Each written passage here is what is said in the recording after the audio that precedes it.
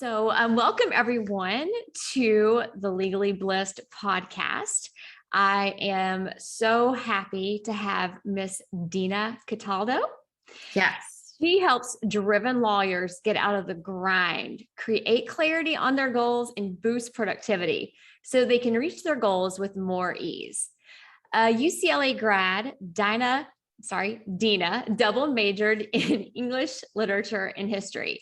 After graduating from McGeorge School of Law in Sacramento, she became a criminal prosecutor and has tried dozens of jury trials, ranging from DUI to homicide, and she's also negotiated thousands of cases.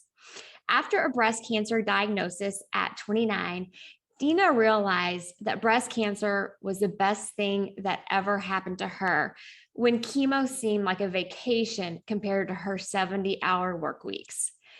Dina has taught workshops and spoken to audiences at UC Davis Medical Center, Folsom State Prison, California State Prison in Sacramento, the St. Thomas More Society, and the Association of Corporate Counsel in Sacramento, and on her podcast, Be a Better Lawyer. So go check that out.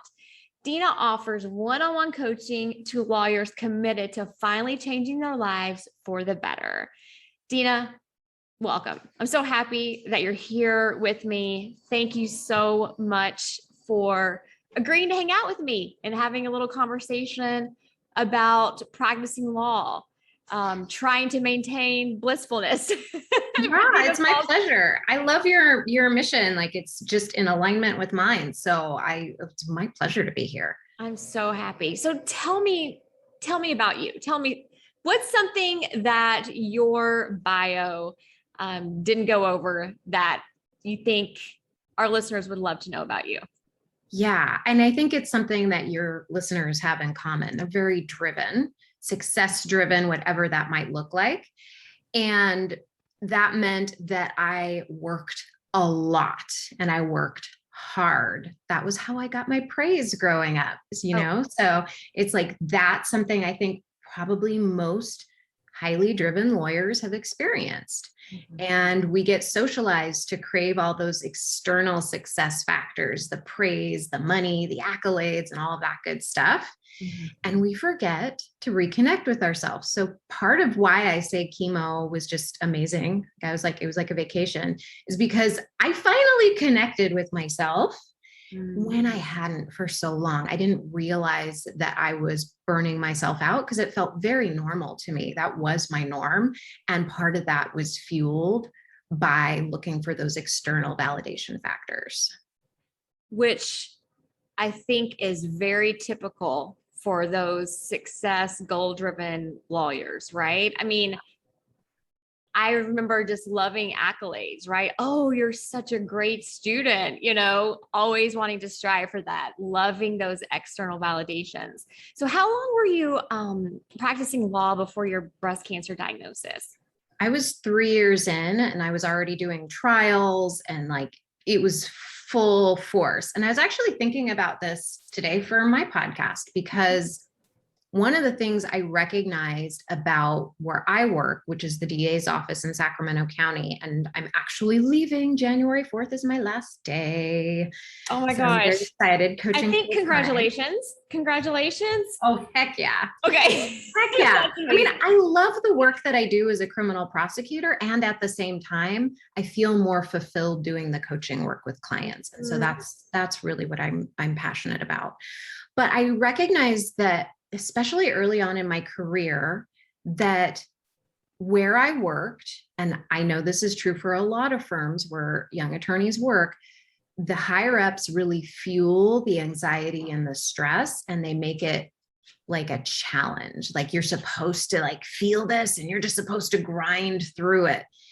And it discourages them from taking a closer look at how they're working and whether or not that's healthy and whether or not there's a better way. Because they've been programmed too to think that that's the right thing to do.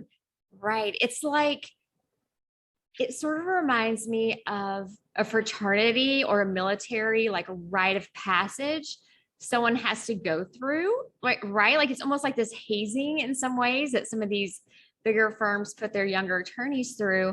And it's interesting that you mentioned sort of that thoughtfulness, right? Like we get so caught up in the moment of getting the work done, saying yes, staying in the office till 8 o'clock, 9 o'clock at night, right? Billing 60, 70-hour weeks at least.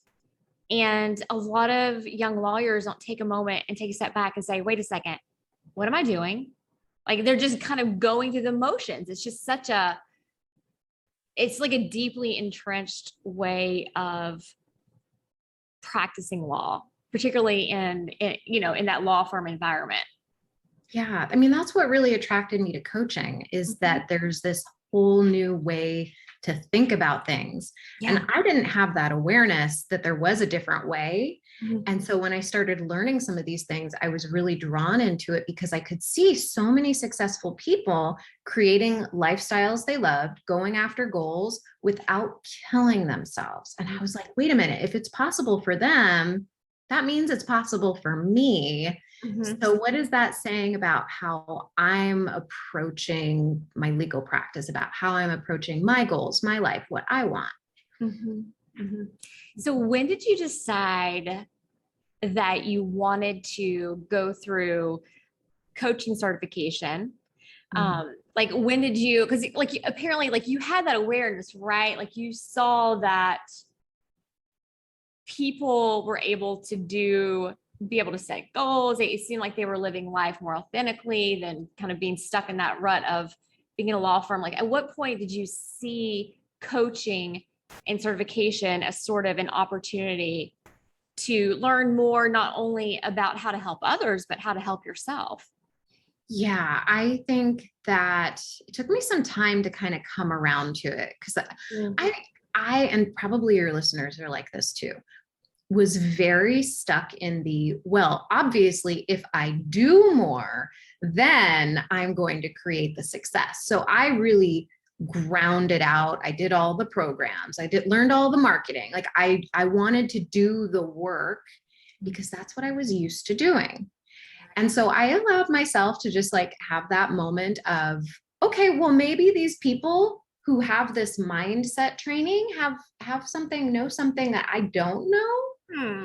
So I was like, maybe instead of listening to my fears about how much money it was and, how I didn't really know what was happening, I would just say, you know what, this speaks to me. I'm just going to do it.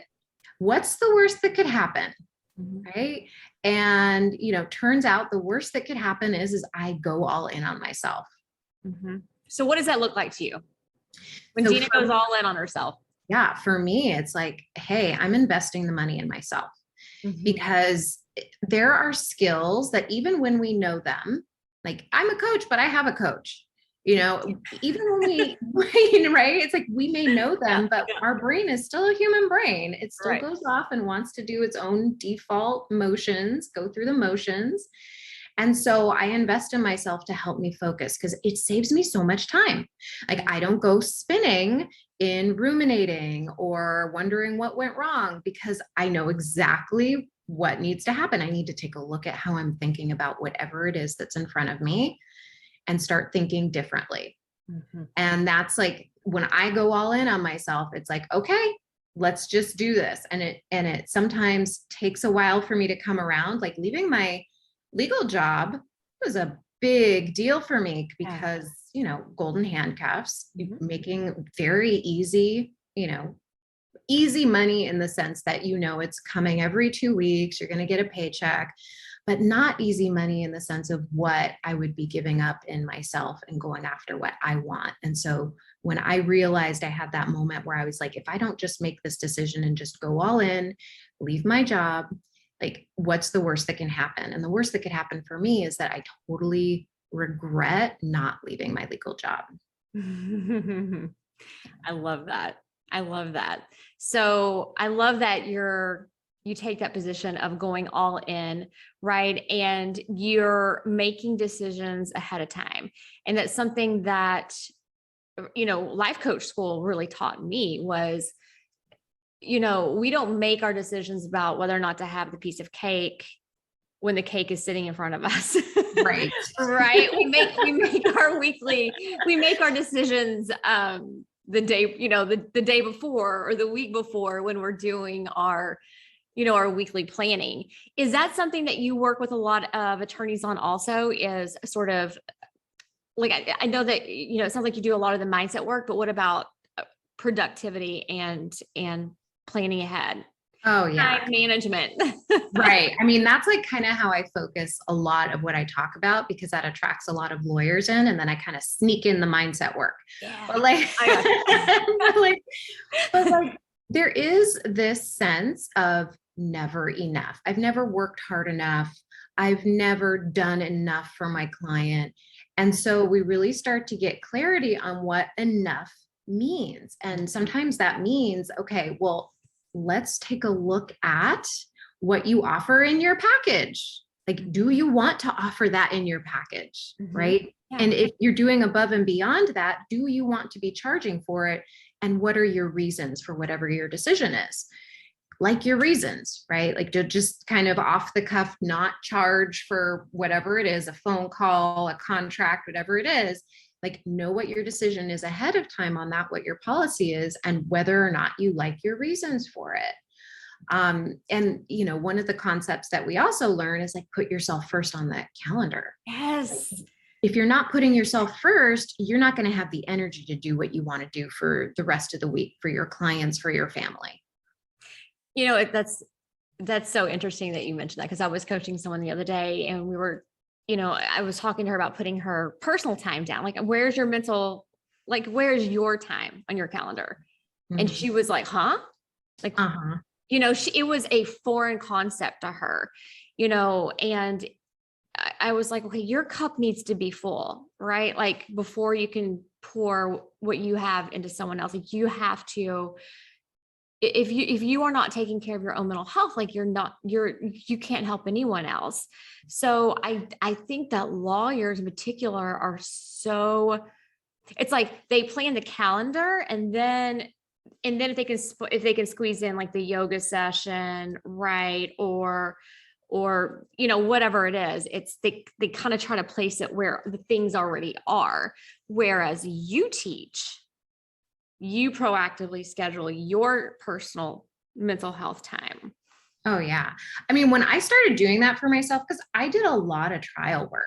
Yeah. And if you're doing trial work and you're not taking care of yourself, you're going to have a Snickers for lunch, and you're just going to crash on the couch at the end of the day. And then you're just going to be worrying and ruminating about your case all day long.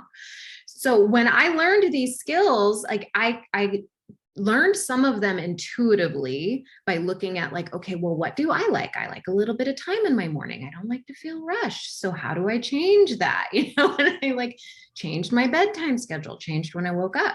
But when I incorporated that with like, okay, what would an amazing day look like while I was in trial? Right? I could do things. This is going to sound crazy for the people who are like not morning people. I was not a morning person. I made myself into a morning person, and I loved it. So now I'm still a morning person, but like, I wake up at 4 a.m. I get dressed. I go to the office. I work on my case. I have my coffee. I just kind of chill, get everything prepped before, I had to go to court. The week before, I planned all my meals. So I had meals just ready, I could eat something at lunch that was light, trial tummy, and then go in and still focus in the afternoon, and then leave the office at a reasonable hour to go to my yoga practice so I could go home and then have dinner and then go to sleep and not worry about my case and start over the next day. But unless you have the mindset behind it, that I matter, that how I feel matters, and you start treating yourself like you matter, you won't implement any of the stuff I just said. Okay, that's so interesting. So let me ask you, a lot of the lawyers that you work with, do they come with that mindset that they don't matter? Yeah. I mean, they don't think that out loud, but it shows in your actions, right? Like, everything that we have in our life is a reflection of what we think. And so if we don't have time to ourselves, if we don't have space to allow ourselves to shine through in our life somehow, whether it's through a hobby or through physical activity, through relationships where we are asking for what we want, it's a reflection that we have the thought we don't matter. Everybody else matters more than us. Okay, that's really interesting, because I've noticed with myself, like sometimes I've had a hard time asking for what I want. That was a realization that I've kind of had through coaching. And I think that's really fascinating. And I think it's something attorneys, especially female attorneys, really need to, kind of get an awareness around whether or not they are having a hard time asking for what they want, right? Yeah. Or what's kind of the flip side of that? Saying no. Yes. Right?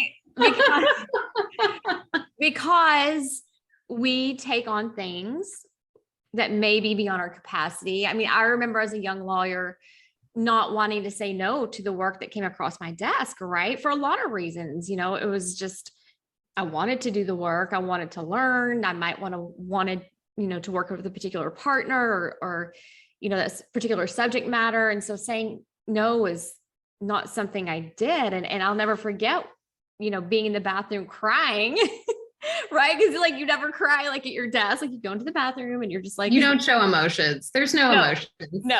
No. But my mentor at that point, she did. She knew I was really upset, and I guess she saw me in the bathroom, and she just like, she was a great mentor, and she asked me, what was going on, and I was like, well, I think I took on more than I can handle right now. I'm just really overwhelmed. And she's like, let's sit down and look at all your work right now, and we're gonna work through it. And it just like, that was a very simple thing, but I'll tell you what, that meant the world to me. Like, she helped me so much.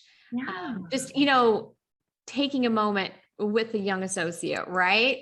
And being aware as an older attorney that a younger associate might be struggling, I think is really huge, because how are we really going to help younger women in law firms if we aren't aware of their mental health, right? Like what's going on with them, and just being I think vigilant to that is really important. Yeah. I mean, that your experience there is great. And it brought to mind a couple things. One, where are we not being a friend to ourselves? Like, where are we not asking ourselves, like, what's going on? Like, what do you need right now? And maybe it is just to like sit down and say, okay, let's look at the reality of the situation. Let's take a look at what my assignments are. Let's look at the due dates. Okay. Let's just like look at them. Is there any place where I can be delegating? Is there anything that I can say, you know what, this isn't something that I can do right now. It's not something that is it's going to conflict with things that I have going on the calendar. Is there any way that, you can reassign this, like those kinds of things, like just looking at it more mathematically, and also just being kinder to ourselves. Yeah. Just being nice to ourselves instead of beating ourselves up. I imagine in that situation, you probably felt like really like, what's wrong? Like, this is how I would feel. I won't put this on you, but in my situations, like I would feel like, what's wrong with me? Like, why can't I do this? Like, what is like happening here? Yeah. Like, and that kind of struggle that we have with ourselves, if we're not acknowledging it and just saying, hey, what do you need? Like you would to a friend, like, yeah. Hey, what's wrong? How's it going? And the other thing that came to mind for me was when I was a young attorney, I didn't get a lot of that, like someone coming in and saying like, hey, how are you doing? It was like, way to do your job. If you got your guilty verdict or whatever it was, we joked around about that. It's like, yeah, it's like, way to do your job. Next, let's go, Right. And if you were in any way stressed out, it almost seemed as if they wanted to like relegate you to some other, like as if you weren't good enough. You're like, well, wait a minute. Like they didn't have any awareness of the tools that you and I have. Yeah. Yeah. I didn't have them. But why aren't we teaching these skills in law school when we're dealing with a high stress environment with people who are unaware of their emotions and how they impact their clients, how they impact their workload, and how it impacts the overall stress level of the office? That's my little rant. No, yeah, I think that would be brilliant. Like, I think it would be brilliant to teach this type of work, right? Coaching work, awareness to law students, people who are taking the bar, right? people, in law firms. So let me ask you this. I'd love to talk with you a little bit about your thoughts on decision making from a place of abundance versus a place of fear. Yeah. I have a feeling that this is something that you might work with a lot of your clients on. I don't know. I'm Oh yeah. I mean, I work on myself with this. Right. I do too. It's like, I think it's one of the most like important tenets of coaching, right? Is really thinking about, okay, where are we making our decisions? Are we making our decisions from a place of like scarcity and fear, right? Like, oh my God, I have to do X, Y, Z, or are we making decisions from a place of abundance? And could you talk a little bit about that? I'd love to hear like your perspectives on that. Yeah, I have a client right now, and she's been doing really well, and it comes up every time we hit a threshold, right? There's like a new fear. So it's not as if fear just disappears and we're just like fearless, whatever the commercial is, right? It's like, have no fear. It's like, hey, it's normal, right? And so the first big one that I remember when we came across this decision making was her charging for consults, and she wasn't charging for consults. In fact, she had a hard time at that stage of her business with the pricing that she had. Like she had tons of clients though, right? But she had this fear that if she charged for consults, that the consults would dry up, they'd just disappear. And I said, well, like, how are you doing? Like, we went through her financials, we went through like her calendar, and like, she's complaining to me that she's so busy. And I'm like, well, what does that mean exactly? It's like, well, I have a gajillion consults, and we got a number on how many consults she was doing. I said, well, what's the worst that could happen if you charged your hourly rate for a consult? And she said, well, the worst that could happen is that everybody stops booking calls and I don't make any money. And I said, well, is it true that you're not going to make any money? Like, well, no, I'm still getting my hourly rate. I'm still working, the hours I want to work. Even if I didn't have the consults, I'd still have plenty of work lined up for months in advance. I said, so really the worst that could happen is that you just decide that you don't want to charge for consults later. Oh, right. And then when she started charging for consults and didn't see any let up from people booking her, she was amazed. She was like, oh my goodness, like they just keep booking, right? They keep booking. And I'm like, yeah. And then the next thing was, because there's always the next threshold is like, well, should I raise my rates? Well, if I raise my rates, it'll all dry up. So I said, but you're complaining to me again about how busy you are. And like, we're looking at her numbers and we're like, is this true? Are you really going to be losing work? Because it sounds like you have more work than you know what to do with. Right. And at that point, it's a question of, do you want all of this work, or do you want to make your life easier, raise your rates, and maybe some of these people drop off who don't want to pay what you want to do the work for? Right. The people that you might be having a hard time collecting on and that. Yeah. Right. Yeah. I think proper client vetting at the outset is super, super important. And sometimes that does consist of charging for those consults. But that kind of gets into sort of the, the nuts and bolts of law practice. But I am curious, with your particular client base, do you work primarily with women or do you have men as clients as well? I take men as clients too. I have more women who are drawn to me, but I don't discriminate or anything like that. But it just seems that, when I share my experiences, I think that women are very drawn to me, but I have men in my audience too, and, you probably work with your clients on like marketing and like pointing your marketing in a certain direction. And it's one of those things where, yes, you can point your marketing in a certain direction and you're always going to attract other people. Sure. And I don't work with just like the lawyers who want to build their practice. Like, it's any goal. And I talk a lot about my transition from law to coaching and how I kind of found my way into even the business world, from criminal prosecutor to like starting my own business online and like all of that.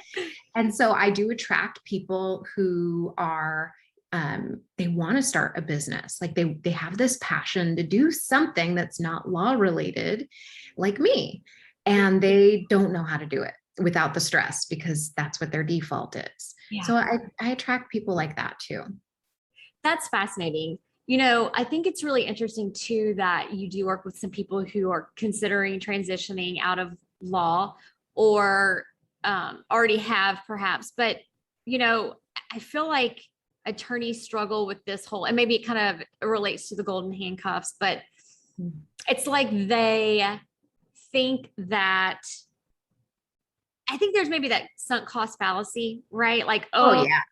I spent all of this time going through law school and investing in my legal career, right? And all this money with law school, and then took the bar, and now I'm 3 to 5 years in a law practice. And so many people are unhappy, and they look at transitioning out, but they get accustomed to the money or the lifestyle, right? It's like, oh, all of a sudden my children are in private school. Like, what the heck has happened?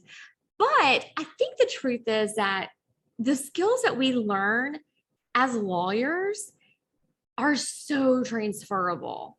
Yeah. So I would love to, okay, first of all, I love that you're a criminal prosecutor. I think that sounds like for me, I'm like, that seems kind of like a sexy area of the law. And I know that you're probably like, this girl is completely clueless, but I'm like, whoa, that's really cool.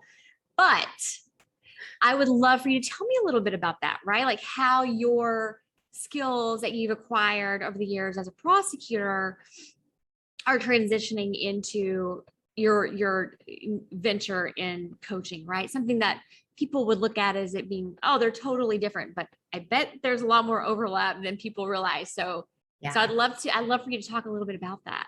Yeah, there is a lot of overlap. And it's funny that you say, like, yes, criminal law, it's kind of that sexy area of the law. It's just because we see it in the media. I mean, I'm sure if they had Right. patent lawyers in like some kind of law show, patent law would be like the patent lawyers are the sexiest. I'm telling you right now. This is Sorry. It's like they put all this drama around legal shows, and but it's really funny because I came into criminal law, and the skills that you learn are how to talk to people, like how to communicate clearly, right? How to hold somebody's attention on a jury, right? How to spot legal issues, right? Okay, there's an issue. I see an issue. And my favorite is how to cross-examine, which I do with my clients, but I add in how to cross-examine with love. With love. I absolutely love that, right? Because what we are doing as coaches would be poking holes in people's stories. Yeah. Right. Because at the end of the day, our lives are just the stories that we tell ourselves, right? Like what is fact and what is just the story, right? But in the law, right? Like we're always looking, okay, what's truly a fact here? Mm-hmm. What's actually just the story, right? So that's really interesting.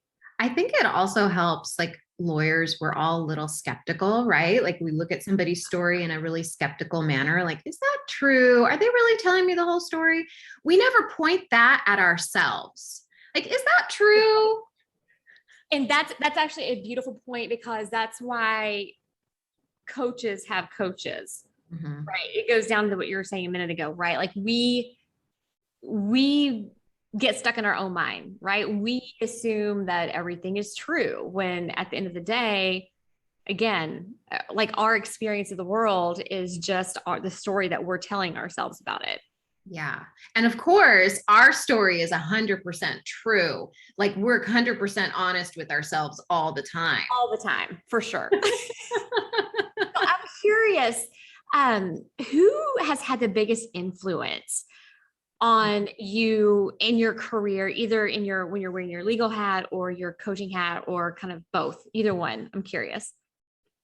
Yeah. I'm going to say that probably the person who had the biggest influence on my career and my coaching practice would have been Brooke Castillo. I love it. You know? Hey, Right? I Brooke. mean, yeah, I mean, like that's why I was so attracted to her. She's very no nonsense, which I know that you were very no nonsense, same with me. And she explains things in a way that a lawyer can understand. It's almost mathematical, the way she talks about emotions, which is what helped me connect with my emotions in a way I didn't know I could. And it also helped me see where in my law practice, I was not implementing some of these tools that she uses, right? Because, like, it's very easy for us to say, oh, their life looks a certain way, and therefore those tools work in that situation, right? Like, I hear this sometimes with people in business where they have multiple kids, right? They're like, well, they can start a business because they don't have kids. They can make a lot of money because they don't have kids. And I look at like my coach, she's got 4 kids, like small kids, and she's making multiple 6 figures on her way to 7 figures, right? Like, I'm like, oh, so it doesn't have to do with the circumstances. You can take these tools and apply them anywhere. Right, but my circumstance is different, Dina. Right. It's different. I think that's amazing. Me That's too. lovely how you kind of taken those teachings and actually applied it to how you practice law, right? And how you work with your clients. So okay, so you are going to be wrapping up your prosecutor position. Yeah. So what's next? What is next for your career? Are we going like hardcore coaching for lawyers? What's going on? Yeah. So I am going to be coaching lawyers full time. That is going to be my new like passion. Like, and I'm really excited about it because, and part of the coaching, right, is really living in what you've created ahead of time, and it keeps you drawing forward towards it, right? Like it's just like pulling at you. And so I've really been trying to keep myself in that space of all of that energy is going to now be able to be focused into this passion, where right now it's there. Like I get to coach clients, I get to think about them, but it's not in the same luxurious way as I'm looking forward to. This is going to be exciting. You're Yeah. starting the full-time coaching in with January 2022. Yes. Awesome. Yeah. So let me ask you this. If you could sit down, oh gosh, this is like kind of tying to coaching a little bit. I'm going to coach you. No. So let's say that you sat down with little Dina, like right after she got out of law school. Little Dina, and you're like, you're kind of entering this phase of your life. You're dealing with a lot of stress. Maybe you're a couple of years away from your breast cancer diagnosis. So that's not in your head yet, but what would you tell her?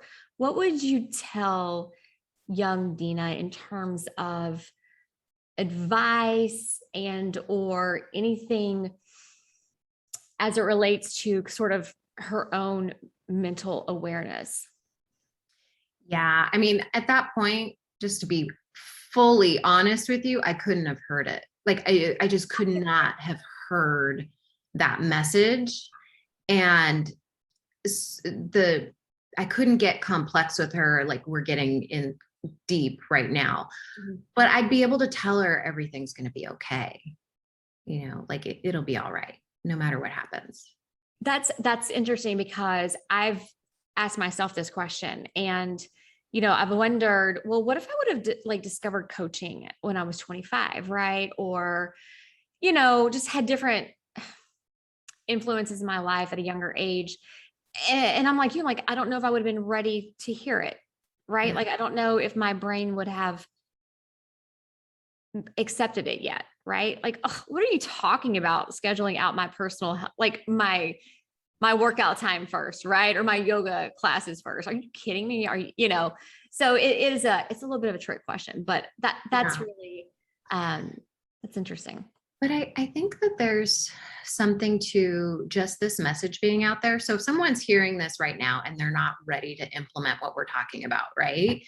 the more you hear this message and the different ways that you hear it from different people, it starts to trigger different things in our brains. And so we start to really, if we're not making that connection early on, like at some point we will make that connection. We're not losing time. Like that was a fear I used to have, like, oh, I'm wasting time. I have only so much time. And I put myself in like this anxious frenzy.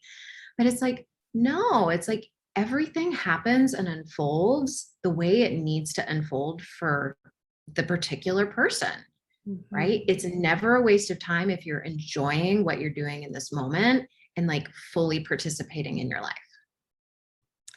So let me ask you, what is your must share strategy for young lawyers? Oh, my must share strategy. A little piece of advice that you would give them, like your little nugget. Well, the first thing I would tell myself, you know what, going back to your other question, is like, you know what, be nice to yourself. Like treat yourself like your best friend. Like, for instance, okay, if you're really like in the middle of a project and you're feeling, I don't know, anxious or stressed or overwhelmed, whatever the feeling is, and you're just working through it, ask yourself, do I have, like, if a friend asked me for 5 minutes, would I give it to them right now? And if your answer is yes, just sit with yourself, just be quiet. Like I like to close my eyes to close off stimulation and just feel that emotion in your body, you know, just sit with it. Like you'll be okay no matter what. And just like talk to yourself, like, what do you need right now? And maybe it's just like having a cup of tea. Maybe it's like taking a moment just to write down the reality of your day and like the 3 most important things that you want to get done today to keep your mind in track. But like, just ask yourself what you need. You have more answers than you think. Yes, I think it's so important for us to allow ourselves to trust our intuition, right? If we're feeling tired, right, or suddenly feeling scattered, taking a few moments, like really just kind of feeling that, right, and asking ourselves, what is it we need? I think it's really interesting how a lot of us treat ourselves so terribly, right? And with like negative self-talk, and, you know, ask yourself, would I talk to a friend this way? Right? Or like you said, I would give a friend 5 minutes if they needed me, if they need a few minutes, you know, right? So I think that's such a beautiful nugget there. You know, treat yourself, ask yourself, like, would I treat my best friend this way? Because at the end of the day, like we're our own best friend. We should be. We should be, right? It sounds good. It sounds good. So listen, I want to be respectful of your time. And I just want to thank you so much again for hanging out with me and being like so in the mood for Legally Blissed that you put in your Buddha and your candles. I think it's so cool. So tell people, Dina, where people can find you. What's the best? Oh, well, my favorite ways are the podcast. I love doing that every week. Be a Better Lawyer podcast. Be a Better Lawyer. Okay, yeah. And then I am on Instagram a lot at Dina.Cataldo. Okay. And it sounds like it's spelled Dina cat Aldo, like the shoe. But yeah, that is where I share like everything. And it's just like having an extra blog or extra video for you, like treat during the day to keep you inspired. I love it. I love it. I will put those links in the show notes along with the show so people can access them. So, but thank you again for hanging out with me, Dina, and we will be in touch soon. Thanks. This has been a lot of fun. Thanks so much for having me. I've loved having you on. So many gems, so many like little nuggets that I think people can really reflect on. That's the goal.